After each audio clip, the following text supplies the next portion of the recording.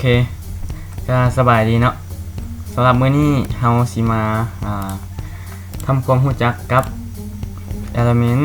อยู่ใน HTML เนาะสำหรับ element นี่ก็แปลตามตัวเลยเนาะคือดังที่เรารู้จักกันมาแล้วเนาะก่อนหน้านี้มันคือองค์ประกอบของเอกสารที่เราเขียนขึ้นมานั่นเองเนาะโดยองค์ประกอบเหล่านี้จะมีหน้าที่รับผิดชอบในการสร้างหน้าเว็บและกำหนดเนื้อหาในหน้าเว็บนั่นเองเราจะมาทบทวนกันหน่อยนึงเนาะที่ยกตัวอย่างขององค์ประกอบ1ให้เบิ่งเนาะในองค์ประกอบ1นั้นจะมีชื่อแท็กแล้วก็มีเนื้อหาที่อยู่ข้างในแท็กและส่วนที่ปิดแท็กนั่นเองเนาะอย่างแท็กมันก็มีแท็กปิดท้ายก็คือเรารู้จักกันมาเนาะบางแท็กก็จะบ่มีสำหรับแท็กปิดท้ายองค์ประกอบใน HTML นี่จะถูกแบ่งออกเป็น2ประเภทเนาะก็คือองค์ประกอบแบบตัวที่1ก็คือ block level element ตัวที่2คือ inline element เฮาสิแปลแบบเว้าง่ายๆเว้าแบบอันนั้นเฮาเนาะก็คือ element ที่เป็นแบบบล็อกและ element ที่อยู่ในแถวเนาะโอเคเดี๋ยวเรามาลองเบิ่งตัวอย่างกันเลย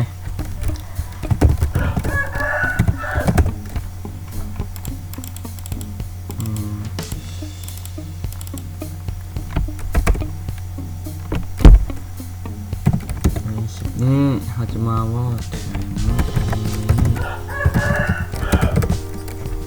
HTML ตอนนี้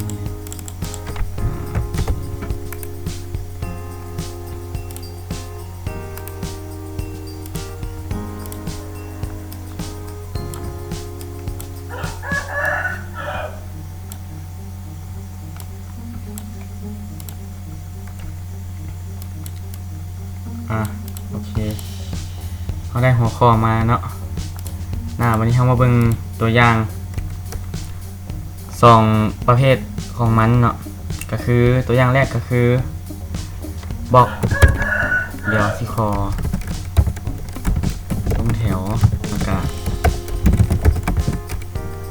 ขีดหน้าแถวเนาะโอเคเราไปเบิ่งองค์ประกอบแรกกันเลยตัวแรกนี่ก็คือ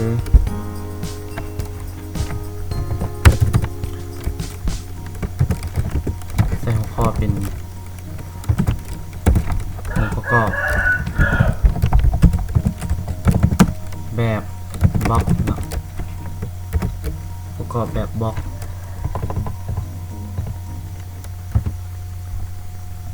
เดี๋ยวจะยกตัวอย่างให้เบิ่งจัก3ตัวอย่างเนาะคือเริ่มกันเลยแท็กdiv เนาะเราจะกำหนด attribute ให้มันเป็นสไตล์เนาะหรือว่าใส่ attribute ที่ชื่อว่าสไตล์เนาะจากนั้นเราก็กำหนด value ให้มัน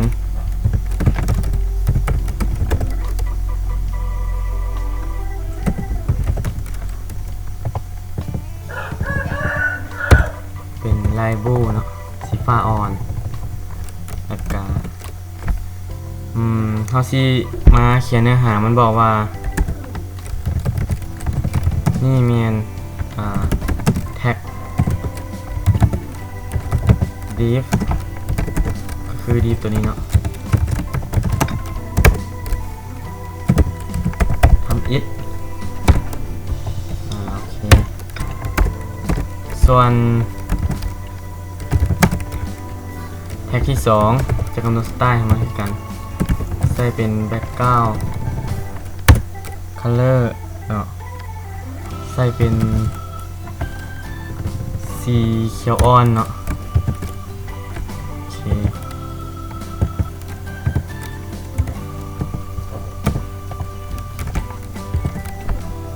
กำหนดให้มันว่า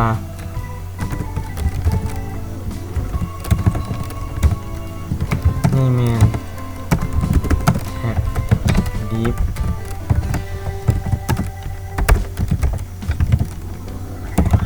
2โอเคส่วนตัวที่3เขาจะมาใส่แท็กพี่หรือว่าแท็กพารากราฟเนาะเขาจะใส่สไตล์ให้มันใส่เป็นแบ็คกราวด์คัลเลอร์คือกันเนาะใส่เป็นสีบวกก็แล้วกันโอเคเขาสิใส่เนื้อหาในบล็อกนี้ว่า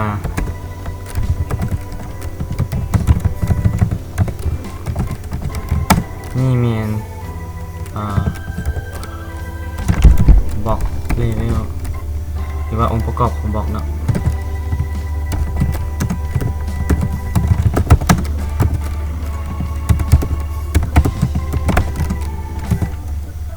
ประมาณนี้จากนั้นทำมาเซฟนี่เราจะสังเกตบางว่านี่เนาะแท็กที่เรากำหนดในหน้าเว็บนี่มันจะใส่ความกว้างเต็มหน้าจอเนาะสังเกตเบิ่งในแท็กต่างๆที่เราได้ใส่ attribute ของสไตล์พร้อมกำหนดเนื้อหาและสีพื้นให้มันเนาะนี่จะเป็นการแสดงองค์ประกอบแบบบล็อกโอเคสำหรับองค์ประกอบแบบบล็อกก็มีแต่เท่านี้เนาะง่ายๆต่อไปเข้าไปเบิ่งองค์ประกอบที่แสดงในแถวเดี๋ยวจะขอลงแถวแล้วก็ขีดหน้าให้มันเนาะ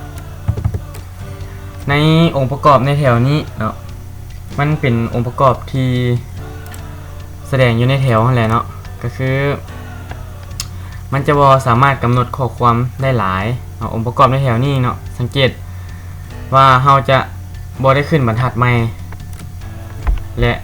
ได้รับความกว้างที่ต้องการแบบองค์ประกอบแบบบล็อกนี่เนาะหรือว่าให้เข้าใจง่ายๆว่าองค์ประกอบแบบแถวนี้มันจะอาศัยองค์ประกอบอื่นๆอยู่เนาะเดี๋ยวเราไปเบิ่งตัวอย่างกันเลย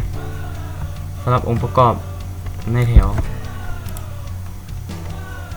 โอเคเขาจะยกตัวอย่างจะใส่เป็นแท็ก A เนาะก็คือที่เราหู้มาเลยเนาะใส่ว่า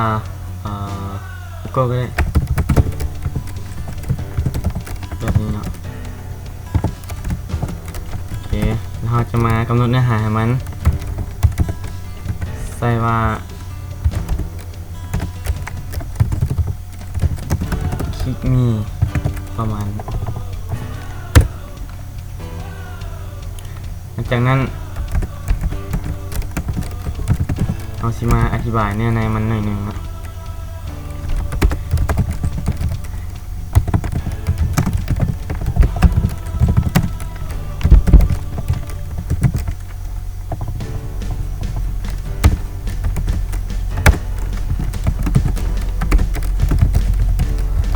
สังเกตดู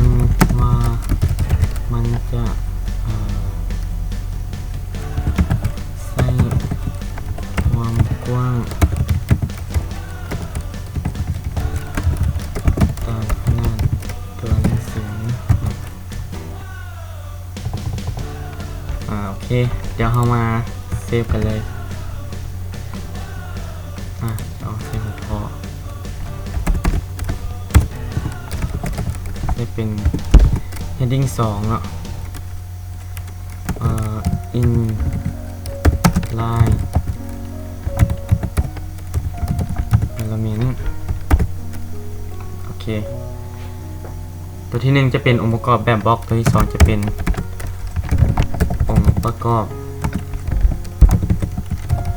ที่อยู่ในแถว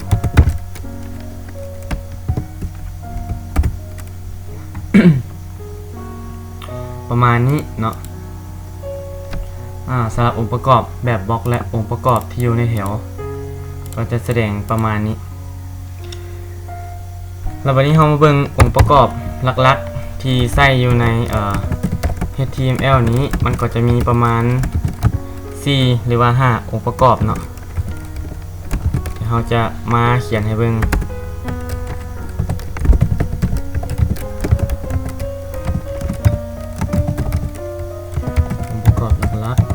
ที่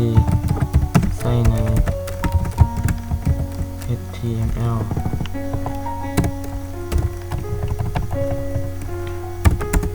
เดี๋ยวตัวนี้เราจะใส่เป็น tag span เนาะเอาใส่ tag p ซะให้มันลงแถวใหม่ก็คือ h1 หา h6 เนาะหรือว่า heading 1หา heading 6เป็นแท็กตัวแรกแท็กที่2ก็เป็นแท็ก p หรือว่า paragraph แท็กตัวที่3ก็จะเป็น div เนาะตัวที่4 br ตัวที่5ก็ hr ประมาณนี้โอเคนี่เนาะองค์ประกอบหลักๆที่ใส่ใน HTML ก็จะมีประมาณเท่านี้ส่วนแท็ก div นี่มันก็เป็นแท็กหนึ่งเนาะที่ใส่เพื่อจัดการส่วนต่างๆอยู่ในหน้าเว็บส่วนตัวอื่นก็น่าจะรู้จักกันดีแล้วเนาะโอเคเนาะสำหรับคลิปนี้สำหรับคลิป element นี่เนาะก็จบเพียงเท่านี้สำหรับคนที่ยังบ่เข้าใจก็ให้กลับไปเบิ่งใน chapter ที่ 3จะมีคำอธิบายละเอียดของ tag attribute และ element ต่างๆเนาะสำหรับคลิปนี้ก็จบเพียงเท่านี้เนาะคลิปหน้าเขาจะมาต่อเกี่ยวกับการจัดรูปแบบของ HTML สำหรับคลิปนี้ก็จบเพียงเท่านี้ขอลาไปก่อนเนาะสวัสดี